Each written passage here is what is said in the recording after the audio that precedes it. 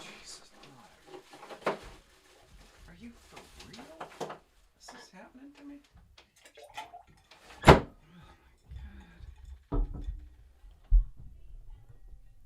It must seem like I drink a lot, but I really don't. I come down here. I don't drink during the day. Okay? I come down here. It's my kids upstairs, wife upstairs. And I swear to you, I swear to God right now, she's painting half the living room. I can't keep on saying that, but that's all she does. She paints. Half-ass style. Yeah, so I don't. I'm just going to take a sip.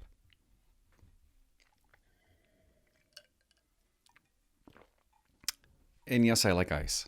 I like ice in my drink. Why wouldn't you put ice in your drink? My wine is warm. So you put ice in it, right?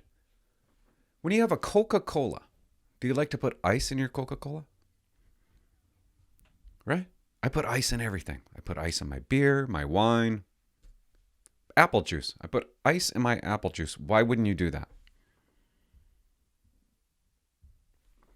This Tommy box here, it's called a Tommy box.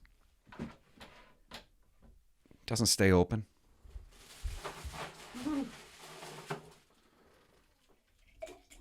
Here. Things are going great, eh? Well, I didn't like that light anyways. Oh my God. I gotta do a little tinkering, I think. Why am I embarrassed? I'm actually embarrassed right now, but I used to work with a guy, his name was Dave. And I'm not talking about Dave Pompeo. I'm talking about, do you know how many Daves I worked with? I worked with this guy named Dave. He's a good guy. I'm in Nanaimo months ago. Long time ago. Well, not that long. I'm at the dentist. Dave and his wife are in the waiting room. And it was good to see him. I'm like, Dave, how's it going, man? And he asked me what I'm doing now, and I said, I'm retired now. He's like, really? Really? You're retired? Wow. And I said, how about you? He goes, I'm still going at it. I hate it when I make that sound. So rude. But he starts talking to me about police work and his wife. I hear his wife in the background. I want him to retire too. And Dave starts going off about some troubles and some things that some dislikes. Something about a pursuit that his supervisor is on him about and after him because he didn't shut down lights and sirens quick enough or something. Anyways, turns out he wasn't even pursuing. I told him that. I said, that's not a pursuit. But his supervisor's not happy. You could see in his mind that he was done, that he was suffering. I could see it. He was suffering in his head. He looked gray. He was like gray. A gray color, like a salmon.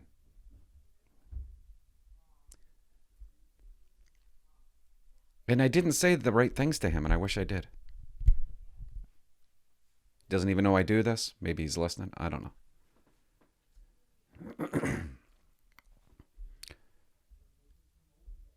I don't know what I'm trying to say, but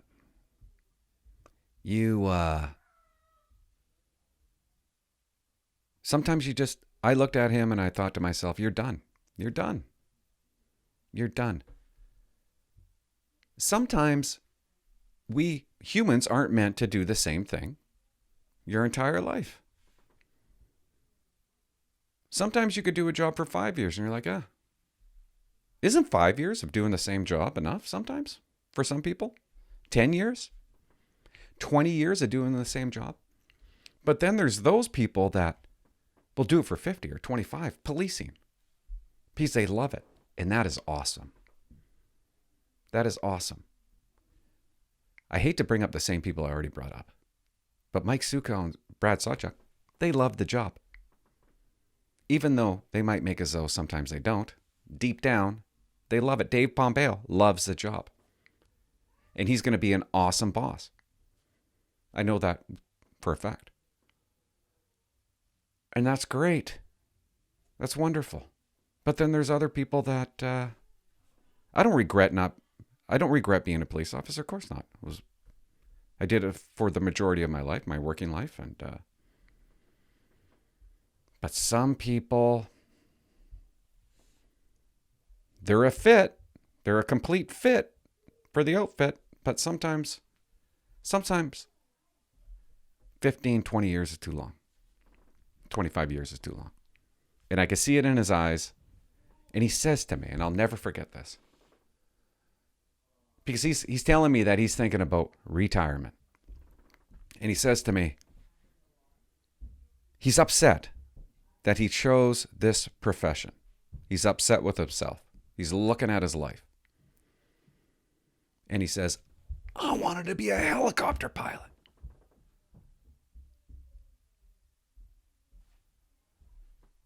Oh, yeah. Yeah, well.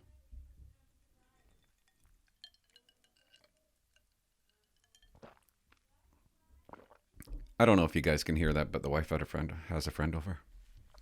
They're actually painting together. Half the living room, right? I started seeking when I was still a policeman. I started thinking about doing something different. Why not do something different? Maybe it was time for me to do something different. Oh my God, it is so loud up there. But it's good, right?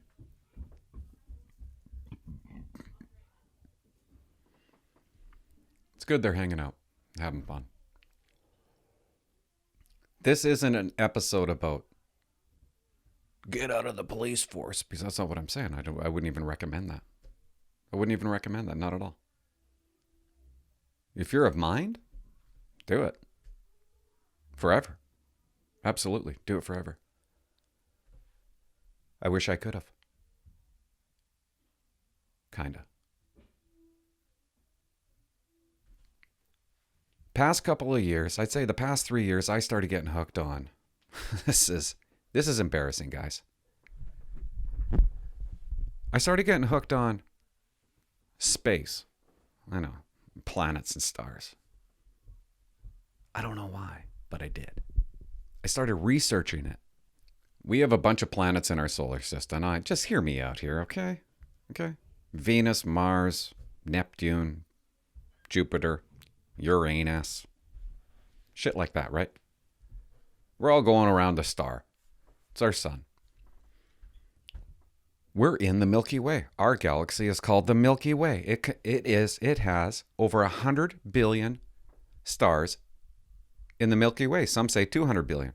But let's go with 100 billion. It has 100 billion stars in the Milky Way. Each star, the majority of each star has multiple planets going around it, just like in our solar system. Just like our planets going around our sun.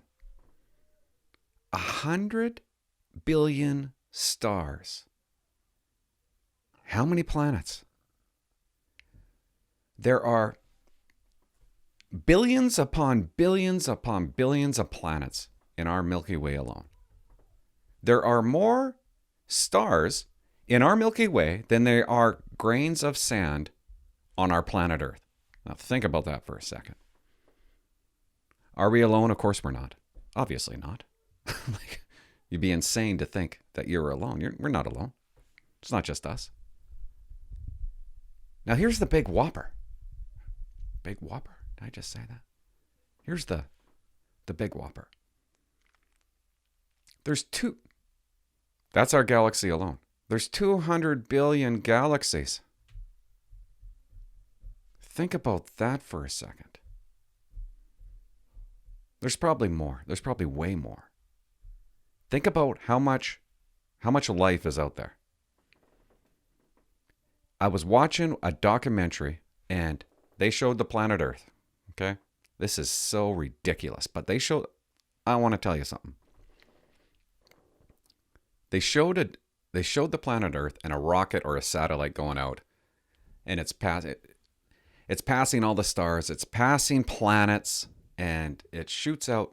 It takes a picture from part of the Milky Way, and it shows a little speck, a little tiny something, and it was Earth. So I'm watching this, and as I'm watching it, all I could think is, and then you see the Earth way in the background, the tiny, and all I could think is, I'm nothing. What am I? I'm nothing. So what am I doing?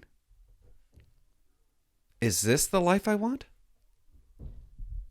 I want to be a cop my entire life. It wouldn't have mattered if I worked for Canada Safeway, which I did want.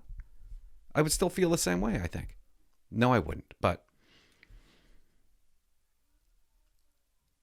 it made me realize there's way more to life than, I don't know, listening to some things that I didn't like. Like asking a dispatcher if I can go eat. Can I go eat now? Shit like that, you know? Having a supervisor, you know, all upset over your shit show night and your overdue diary dates. And having a report to Crown Council bounce back on you over and over and over again. It would have been different if it was a loving atmosphere. I think that would have made a difference. For me, maybe you work somewhere and you have a loving atmosphere. And that's awesome. That's great. But I started thinking, I'm going to die in 20 years. So what are you going to do, man? Like, what are you going to do? Is it you just, why not step out and do something that you want or do nothing? How about that? How about that? Like when Dave asked me at the dentist, what do you do? And I'm like, nothing. What do I do? Like, well, I'm getting my teeth fixed. Yesterday, I went down to the store and bought some paint. That was a day. That's what I did. But it got me thinking. Then I started thinking, what do I want to do? Maybe I'll get a food truck. Ridiculous, but I don't have a boss, right? I'm the boss. I'm going to sling some tacos. I'm going to make puffy tacos. The whole town's going to love them. Then I thought I'm going to buy a beer and wine store. Yeah. Then I almost bought a marina. All these things are possible for anybody who feels like they need a change. Maybe you're at home thinking, should I? Should I pull the pin and try something different? I don't know, maybe. You're going to get a code of conduct if you drive your brother home again. Like, the fuck is that? How many times are you going to threaten a code of conduct? I don't want to be negative. I want to show you something that I learned that I thought it was pretty cool when I was watching Joe Rogan the other day. And I'm going to show it to you. And I want you to see it. And I'm going to pass it along. Sometimes I come down here and I blabber, and I don't even know if I'm making sense, but hear me out. If you can do police work for 50 years, that's awesome. That's great. That's great. Some people love it. Especially the inspectors, right? You hit inspector.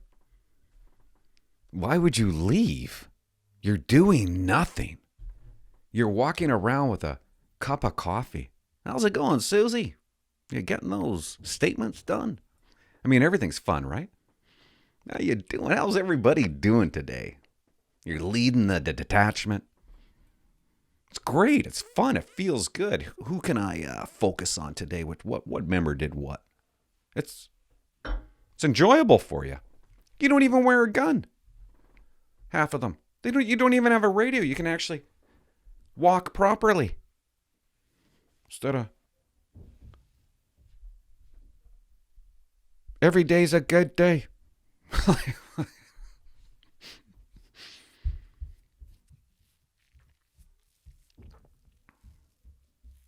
how my wife always says to me. Every time we get into an argument, this is how she ends it. She says, you know what? I was having a good day. And I was having a good day. And that's making fun of her. And I shouldn't do that. Because maybe she was having a good day. She says it. It gets me every time. I don't know why I bring this up, but she gets me every time she brings it, like, says that. And I was having a good day. Kind of makes me feel like when I'm a cop and I come back to the detachment after taking 10 files. And I got a watch commander that has something that I can sink my teeth into. Hey, Clint, I got something you can sink your teeth into. It's a child abuse file. You don't have to get to it right away, though. And I'd be like, oh, man, and I was having a good day. Why did I bring that up? I have no idea. But if you could do police work at 50 years, awesome. But maybe you're that person sitting around house with the wife or alone, whatever. Alone's good. And maybe you're just sitting there thinking, dude, should I retire? Should I quit? Should I get out? Hard to leave the 80 grand or 86 grand. It's hard to leave that, right? And scary. What are you going to go do? Well, let me tell you something. You could do a lot. You could figure it out. But it's hard if you're, I don't know, maybe nobody's in that position. And I hope you're not. I honest to God, hope you're not. But maybe you are. Sometimes I do this stuff and I don't know what my point is. I know what my point is in my head, but I don't say it properly. You're making 86 grand, you want to leave. You're making 86 grand, you don't know if you want to leave, but maybe you want to do something different. Shit. What is it? Maybe you're on RFT and you're making 55 grand. Could you imagine that? Jesus. Poor bastards. How goofy is that? Is it 55 grand or is it 50? I don't even know. 55 grand? Sounds right. And then I seen this on Joe Rogan. And I want to share it with, I'm just going to show it. And I thought it was neat. I thought it was neato. Let me set it up first. They have a psychologist on Joe Rogan. It's one of the best things I've ever heard on Joe Rogan. Because I thought of myself. Bad. The other thing is trauma, just those trauma in life screws people up. We all know that, right? Trauma screws people up. We all know that. But listen to this. I didn't know this. It just doesn't seem to be very specific. So you get a lot of young childhood traumas that can lead to narcissism. It can lead to other things as well. It doesn't seem to be specific, but it makes your personality a little more rigid and maybe a little more fragile. So it's not a good thing, but it's not really specific in what kind of bad thing it is. Trauma also creates personality in some people. Listen to that, eh? Trauma? There's more to it. Trauma creates personality. Joe Rogan, all his friends that he hangs out with are comedians. And they all have trauma in their life. And that's what made them successful and happy. Being in a broken family can actually, and having trauma as a kid, a lot of them are comedians. A lot of them are successful. And those are the people he likes hanging out with. Joe Rogan likes hanging out with people that are messed up in the head and have had messed up lives. He can relate to it. And it's just, I find it interesting that trauma can go either way. Most of the time, that guy that I seen at the dentist, we went to a call one day in Duncan. It was a noise complaint. We show up at the guy's house. The father is holding a 2-year-old kid. He's a boy. And to this day, I think about this boy and how screwed up his life. But maybe he's a star. You're either going to be really screwed up or you're going to be a star in life. But this asshole We were just telling him to like turn down the music, something silly, right? And he was so mad at the sight of police that he was shaking. And he was saying really awful things to us. And we're like, why are you doing that, man? And you're holding on to your son. Why are you doing that? And showing him what you're showing him. Why you this make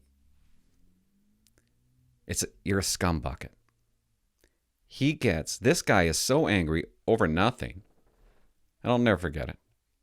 He sticks his finger up his nose and does a violent nose pick. And he's shaking. He starts bleeding. There's blood pouring out of his nostril. I'll never forget that call. And I'll never forget, like, what's that kid doing now? What kind of chance does that kid have? But what I learned off this episode was trauma sometimes can be a good thing. Watch this. Like some people, trauma shapes their personality. The recovery from trauma builds character. And some of the most interesting people that I know had traumatic upbringings. Yeah, and there's this really interesting idea they talk about as post-traumatic growth. Post-traumatic growth. Have you ever heard of that? I bet you haven't. Well, maybe you have, but I hadn't. Post-traumatic growth. I didn't know that was a thing. Nobody ever told me this. Is that not interesting? What's post-traumatic growth? What's weird about life is we can have, like, when trauma happens, it can lead to really negative things and really positive things both simultaneously.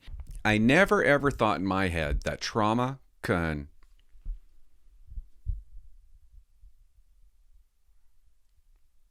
be positive. Negative and positive at the same time. I thought it was just negative. And some of those negative things would be, PTSD or stressors or, anxiety or whatever, difficult relaxing, kind of being wound up all the time. But the positive things are the trauma can give you a motivation to grow and go seek new things. Seek new things. Hey, did you know that? Did you know that trauma, it could seek new things, like goofy shit. Like, was it the outer space documentaries that made me do this goofy thing? Get this table and this microphone and this camera? Or was it trauma? I don't know. Interesting. Maybe I'm the only one who thinks that, though. Seek new things. And kind of the classic book on this was Somerset Maugham's The Razor's Edge. That Bill Murray made a movie of this. It was a while ago.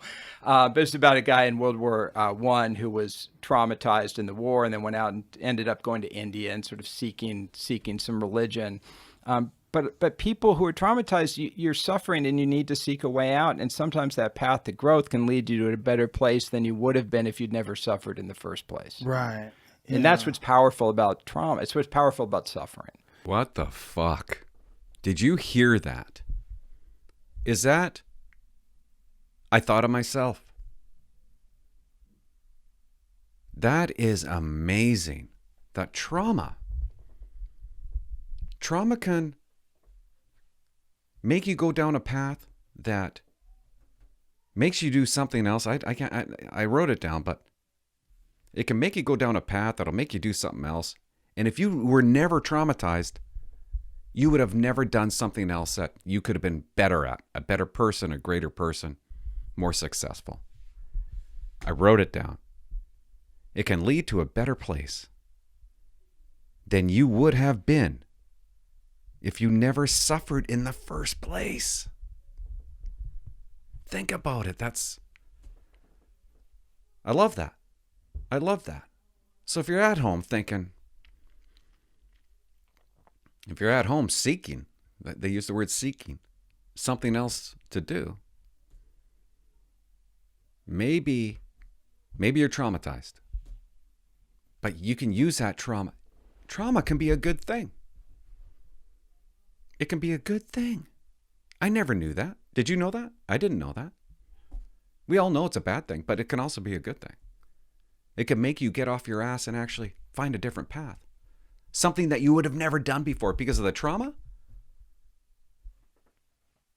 I got this goofy fucking this podcast here.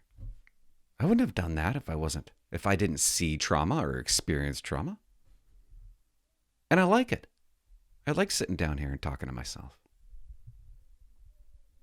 And I feel bad. I should have said to Dave, I should have said, man, what do you mean you wanted to be a helicopter pilot? You can be a helicopter pilot. Retire. Be a helicopter pilot. That's what I should have said to the guy. You know what I mean? That's what I should have said. I just wanted to share that with you. I thought, I was like, bam, wow, trauma can be a good thing. That's pretty cool. Whoever thought of it that way? Maybe I'm doing this because of trauma. I always thought it was because I seen the universe. I seen the planet Earth from 1 billion miles away and realized that I was nothing. And what am I doing in life? Is that what you want to do? You're going to die in 20 years? What, like...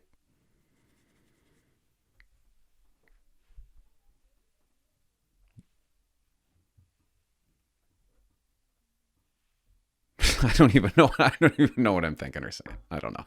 I just... I guess I'm done talking. I'm always worried about shutting this shit off and not saying everything that I wanted to say.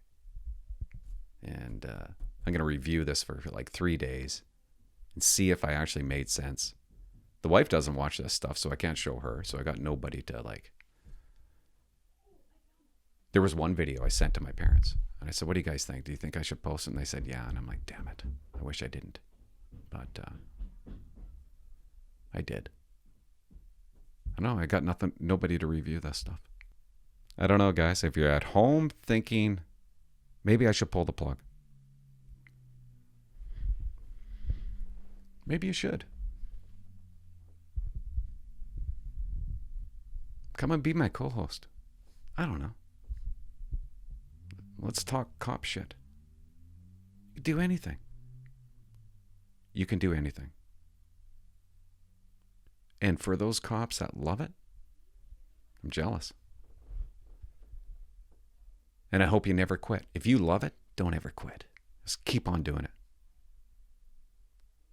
Yeah. Okay. I think I'm done. Subscribe. Call my hotline number, 604-330-2512. Love y'all. Have a great night. Bye-bye.